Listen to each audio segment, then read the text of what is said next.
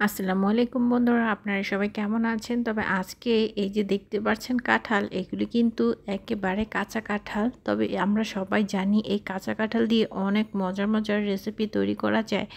তবে আজকে অনেক মজার নয়, খুব সিম্পল একটা কিছু করে দেখাবো আপনাদের। তবে পুরো ভিডিওটি দেখতে থাকুন। তো এই জন্য আমি প্রথমে আর দেখিয়ে দিলাম না। তো ভিডিও দেখতে দেখতেই বুঝতে পারবেন যে এই কাঁচা কাঁঠাল দিয়ে কী করছি। এই সুযোগে একটা ভিডিও করে নিলাম, যেহেতু ক্যামেরাটা রাখার কোনো জায়গা ছিল না, এতটাই ভিড় পড়েছিল।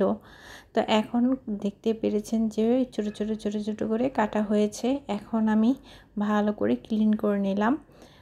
ক্লিন করা হয়ে গেলে এখন আমি স্ট্রেনারে ঝরা দিয়ে রাখবো।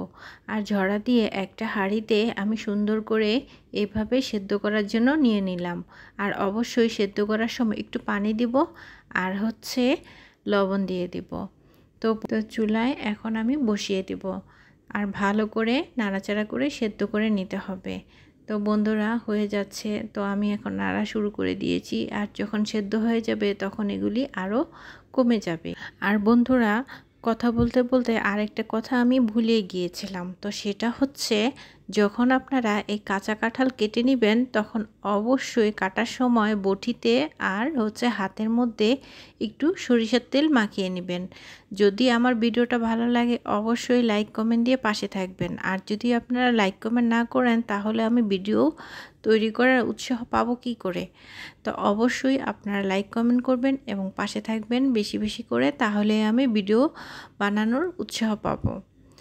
বন্ধুরা, এখন কিন্তু আমার অনেকটাই সেদ্ধ হয়ে গিয়েছে। আর সেদ্ধ হলেই অবশ্যই ভালো করে এভাবে একটু নাড়াচাড়া করব। আর নাড়াচাড়া দিয়ে দেখতে হবে যে লবণটা ঠিক আছে কি না।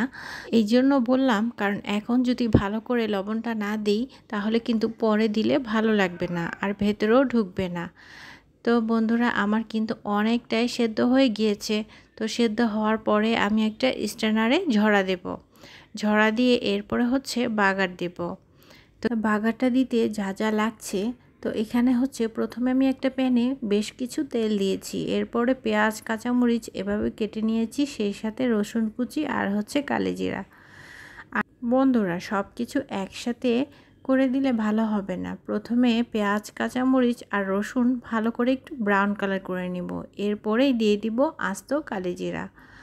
তো কালিজিরাটা যখন ফুটে উঠবে ঠিক তখনই আমি বন্ধুরা দিয়ে দেব সেই সাথে সামান্য কিছু হলুদ। কারণ হলুদটা দিলে কালারটা একটু অন্যরকম হবে, তা না হলে দেখতে একটু সুন্দর লাগে না। আর হলুদটা অপশনাল, এটা যার যার পছন্দ। তো এখন দিয়ে দিব সেদ্ধ করা সেই কাঁঠালের মোচা। তো বন্ধুরা, আশা করি আপনারা বুঝতে পেরেছেন। আর এখন দিয়ে দিব, আর একটু ঝাল ঝাল না হলে ভালো লাগে না, তাই দিয়ে দিলাম চিলি ফ্লেক্স। তো এখন ভালো করে মিক্সড করে নেব আর লবণটা চেক করে নেব ঠিক আছে কি না। যদি বন্ধুরা ভালো লাগে তো অবশ্যই আমার পাশেই বেশি বেশি করে থাকবেন, আমিও আপনাদের পাশে থাকবো ইনশাল্লাহ। আর আশা করি ভিডিওটি ভালো লেগেছে। আর এই ভাজিটা আমি সত্যিকারে বলছি, এতটা মজার হয়েছে, এতটা ইয়ামি লেগেছে, আসলে ধারণার বাইরে। একবার আপনার খেয়েই দেখুন কতটা মজার হয়ে থাকে। আমরা অনেকভাবে খেয়ে থাকি, কিন্তু এইভাবে একবার খেয়ে দেখুন।